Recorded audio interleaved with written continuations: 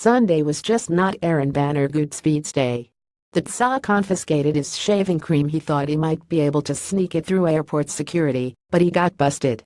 So when the 43-year-old data analyst for a Boston hospital landed in Las Vegas after a fifth-hour flight, he had to schlep out to buy more. Then he ate some dinner and went back to his room and tried to find an episode of Curb Your Enthusiasm on TV. But the Tropicana Hotel had no HBO. Just his luck. He was hanging out in his underwear, flipping through basic cable channels, when he heard a commotion outside his room on the first floor. "I thought, oh, it's Vegas on a Sunday night. It's a little louder than I remember," BannerGoodspeeds said. He thought there was a party, or maybe a fight. Then he heard a knock on the door. He put on a pair of jeans. He went to the door and opened it. A guy in his 20s said, "There's a shooter," then ran down the orange carpeted hallway.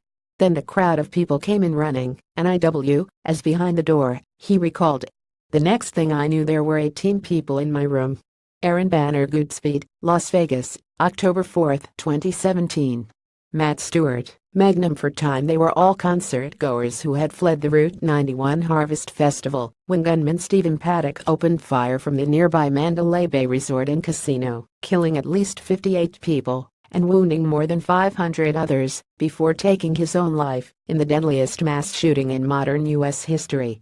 Like thousands of other survivors, they had sprinted to the nearest shelter they could find, which for them was the Tropicana Hotel.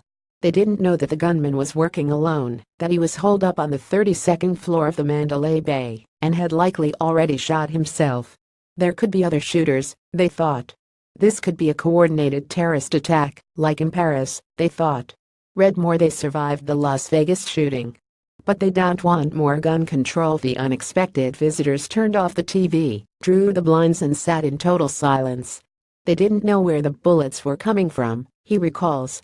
A lot of them had the reaction that they thought they were being hunted down. BannerGoodspeeds tried to help as best he could.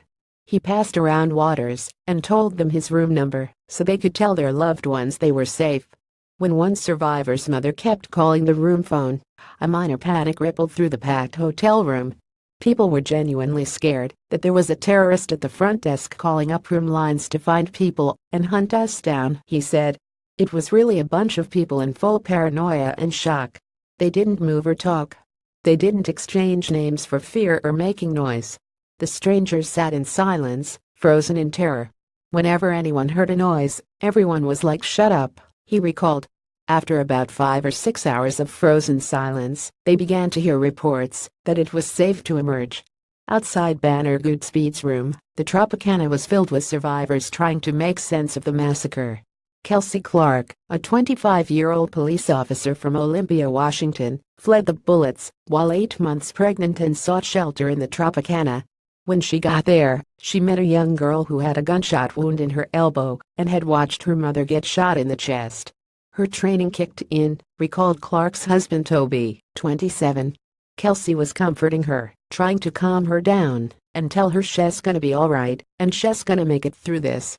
The scene in the casino was so chaotic that some survivors feared the shooter had followed them inside. It sounded like there was shooting inside the casino, recalled Kelsey Clark's mother Kelly Moore, 54. She hid first in an office, then in a big refrigerator, but neither room had doors that would lock. She grabbed 2 baking pans that she planned to use as a shield in case the shooter found her. There were a lot of places the gunfire could be coming from. "We didn't know if we were running into it or running away from it," she said. "There were so many unknowns." BannerGoodspeeds said opening his door to terrified strangers was the least he could have done in that situation. "I couldn't imagine shutting the door on people like that. I couldn't imagine how anyone could have," he said. But even though he didn't hear a single gunshot or see a speck of blood, Hess rattled. He had seen tragedy before, but it had never literally knocked on his door. "I was in Israel when bombs went off. I was in Boston when the marathon bomb went off," he said. "It feels like it's getting closer and closer."